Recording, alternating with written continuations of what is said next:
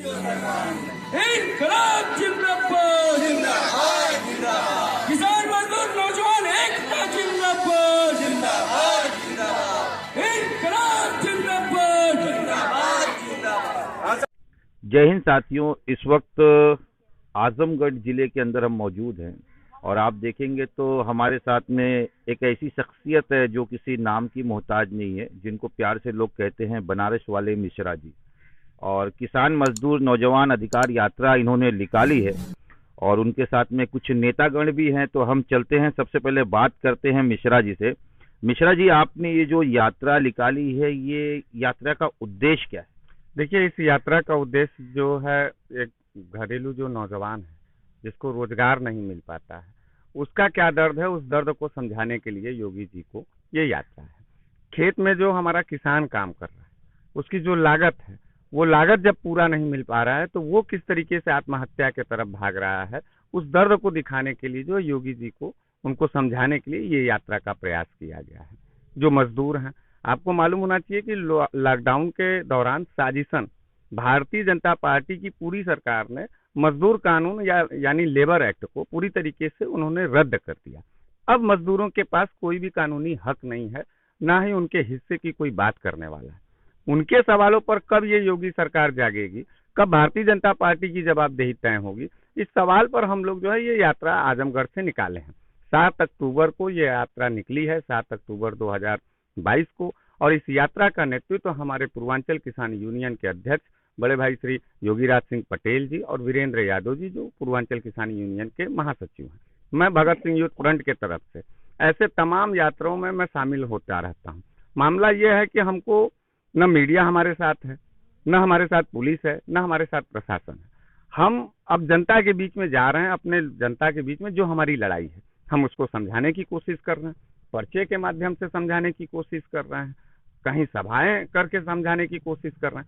जब जनता ही सारा चीज सत्ता का प्रदर्शन और सत्ता के विरोध या सत्ता के समर्थन में खड़ा कर सकती है किसी को, तो जनता उतार भी सकती है। और ये दर्द का मामला है गुरु, और इसमें किसी भी राजनीतिक कोई भावना हम लोगों का इस यात्रा में नहीं है। सिर्फ और सिर्फ बदलाव और हमारे दर्द, हमारी परेशानी को हम लोग शेयर कर रहे हैं, एक दूसरे को समझ रहे हैं नब्ज कि ये हिंदू मुसलमान की जो फर्जी नफरतवाद की लड़ाई है, उसमें जमीनी हकीकत में कौन सा सबसे ज्यादा तकलीफ है आम इंसान के जिंदगी में, उसको हल करने के लिए। तो ये कितने किलोमीटर की आपकी यात्रा ये पूरी 150 किलोमीटर की यात्रा है। आजमगढ़ से ये तमाम ग्रामीण इलाकों से होते हुए जौनपुर पहुंचेगी, जौनपुर के ग्रामीण इलाकों का भ्रमण करते हुए ये बनारस पहुंचेगी। और बनारस में 12 अक्टूबर को हम लोग जो है जिला मुख्यालय पे जो अंबेडकर जी की प्रतिमा है, उनके समक्ष हम लोग इस यात्रा को समापन करेंगे। अंबेडकर जी की प्रतिमा इसलिए हम लोगों ने किया क्योंकि आज अंबेडकर की विचारधारा पर भी सबसे ज्यादा हमला है। जो संविधान पर हमला है, इस हमले के खिलाफ वो एक प्रतीक यात्रा को वहाँ हम लोग समापन करेंगे।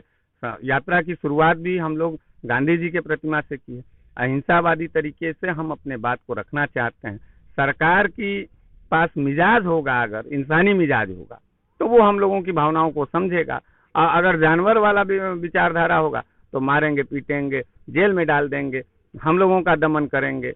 लेकिन उस सवाल से हम लोगों को हटना नहीं है, हम लोग लड़ेंगे, झुकेंगे, उकेंगे नहीं। अच्छा, एक सवाल और आपसे कि जिस तरीके से आप तो एक जागरूकता अभियान लेके निकले हैं लोगों को जगाने के लिए, लेकिन आजकल एक नया जागरूकता अभियान चल रहा है कि एक पिक्चर आई है आदि पुरुष कह के, उसके ऊपर जब हिंदू मुस्लिम का ट्रम्प कार्ड फेल होने लगा तो अब पिक्चरों के ऊपर ट्रम्प कार्ड खेला जा रहा है। देखिए भैया, ये एक तो गांव गिराव के आप आदमी होंगे तो आप समझते होंगे कि गांव गिराव में भाड़ टाइप का एक कम्युनिटी होता है जो मनोरंजन का काम करता है।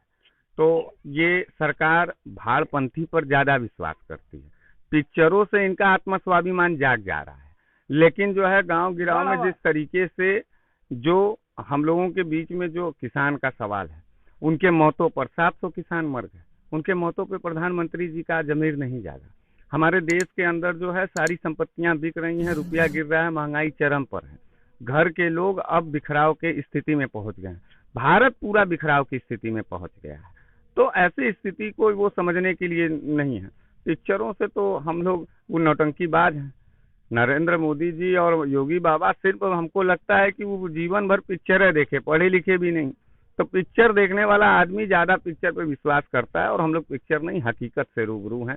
इसलिए हम लोग यात्रा के माध्यम से हकीकत को बयां करने की कोशिश कर रहे हैं। जिनका जमीर पिक्चरों से जागता होगा वो थिएटर के बाहर कहीं ब्लैक टिकट बेचते हैं। एक आखिरी सवाल आपसे कि जब सिलेंडर 350-400 रुपया था, महंगाई की डायन थी, डॉलर 61 रुपया था, तो देश की अर्थव्यवस्था खराब हो रही थी, लेकिन आज सिलेंडर 1000 के ऊपर है, डॉलर 81 के ऊपर है, लेकिन फिर भी मेरा भारत देश आत्मनिर्भर है कहा जा रहा है। नहीं, देखिए एक बात हम आपको बता दें कि सिलेंडर हुआ, चाहे कॉरपोरेट घराने के इशारे पर हमको और आपके अतड़ियों से खून चूसने का काम करती है भारतीय जनता पार्टी। ये भारतीय जनता पार्टी ही कर सकती, और कोई अन्य दल नहीं कर सकता। हम लोग किसी दल विशेष से जुड़े हुए लोग नहीं। यहाँ ग्रामीण लोग खड़े हैं, इनसे आप पूछिए ना जाबिर भैया कि आपका आज का वर्तमान समय किस तरीके से कट रहा है, घर की सारी जिम्मेदारियां कैसे पूरी हो पा रही हैं। आप जाके पूछिए इनसे कि इनके बच्चों की पढ़ाई कैसे ये पूरी कर पा रहे हैं। आप इनसे जाके पूछिए कि सामाजिक ताना बाना में ये अपने आप को कैसे एडजस्ट कर पा रहे हैं। योगीराज जी हैं, योगीराज सिंह पटेल जी अध्यक्ष हैं, इनसे पूछिए गांव में किसान किस तरीके से इनके पास आते हैं, और लगातार लोग अब आत्महत्या के दौर पर हैं। वीरेंद्र जी यहीं आजमगढ़ के किसानों के बीच में काम करते हैं। तो किसान जो है इस देश की आत्मा है, किसान इस देश की रीढ़ है, तो रीढ़ की हड्डी का रीढ़ की हड्डी। और वही रीढ़ की हड्डी पर ही जब चोट की जा रही है, और वही रीढ़ की हड्डी जब मर रही है, टूट रही है, तो इसके खिलाफ कौन बोलेगा। इसके खिलाफ हम जैसे, और ये योगीराज और वीरेंद्र जी जैसे लोग हैं, राजेश सचान जी हमारे इलाहाबाद से आए हैं, गणेश शर्मा जी राजा तालाब से, ये लोग हम लोग हिम्मत कर रहे हैं। हम आपके चैनल के माध्यम से इस बात को कहना चाहते हैं कि खुदी को कर इतना बुलंद की खुदा भी पूछे बता तेरी रजा के। इस सवाल पर भी एक बार आपके जहन में आपको तर्क करना चाहिए। आपके अपने अंदर एक स्टैमिना होनी चाहिए कि नहीं, अन्याय के खिलाफ हम बोलेंगे। ये भारत महान देश है, यहाँ तमाम हमारे जो बुजुर्ग थे, हमारे जो विरासतदार थे, वो हमको दे के गए हैं इतनी ताकत, और हम रुकेंगे नहीं, बचा तो ले, रुकेंगे नहीं भैया। और रही बात जो है कि 300 रुपया वाला सिलेंडर जो 1100 रुपया वाले में खरीद रहे हैं, दिमाग जिस दिन आदमी का, जनता का सरक जाएगा, उसी दिन 200 रुपया का ये सरकार के लोग दे रहे हैं। इत्तेफाक और दुख इस बात का है कि जनता का दिमाग सरक नहीं रहा है, इसलिए ये इनका जो है मिजाज बहुत ज्यादा उठ गया है। इनको नफरत की राजनीति करने दीजिए, हमको रोटी और रोजी की राजनीति करने दीजिए। हम रोटी के लिए तड़प रहे हैं, हम रोटी का सवाल पर लड़ेंगे, और इनको हिंदू मुसलमान पर लड़ना है। रोटी तो दे रही है मोदी सरकार ना 5 किलो राशन।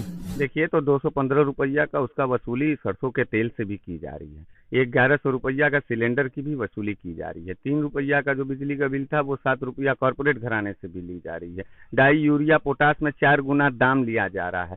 सब्सिडी हम लोगों को मिल नहीं रहा है, तो हमको 5 किलो का राशन दे करके, और किसको दे रहे हैं आप इस बात को बताइए। कार्ड धारक को दे रहे हैं ना, जो कार्ड धारक हैं, जो है कोटे के, उनको दे रहे हैं। आपको याद होगा कि अभी 17 में ही जो है कम से कम 60 लाख कार्ड धारकों को सिलेंडर कराया गया नरेंद्र मोदी जी के अपील पर। बड़े बड़े लोगों ने कर दिया। तो 40% लोगों को जो है आप भोजन देंगे, 60% लोगों को भूखा रखेंगे, हिंदू मुसलमान करेंगे, देश को बांटेंगे, देश में नफरत और हिंसा की राजनीति आप करेंगे, इससे नहीं चलेगा जाबिर भैया। लड़ना पड़ेगा, लड़ेंगे। मर जाना है, कफन पर टैक्स है, रोटी पर टैक्स है, क्यों नहीं जमीर जाग रहा है? किस सवाल पर लड़ेंगे? कौन सी सरकार से हमारी रिश्तेदारी है? हमारी सरकार से रिश्तेदारी नहीं। हम सरकार को सरकार की निगाह से देखते हैं, रिश्तेदार की निगाह से नहीं देखते। हमारी जिंदगी आफत में है, महंगाई से, बेरोजगारी से। हमारी आफत, हमारी जिंदगी को हमको बचाना है, इसलिए हम लोग ये यात्रा कर रहे हैं। ये यात्रा और भी आगे जाएगा, लगातार हम लोग पूरे प्रदेश में घूमेंगे। जो होगा देखा जाएगा। जेल में उनको ठूसना होगा, जेल में ठूस देंगे।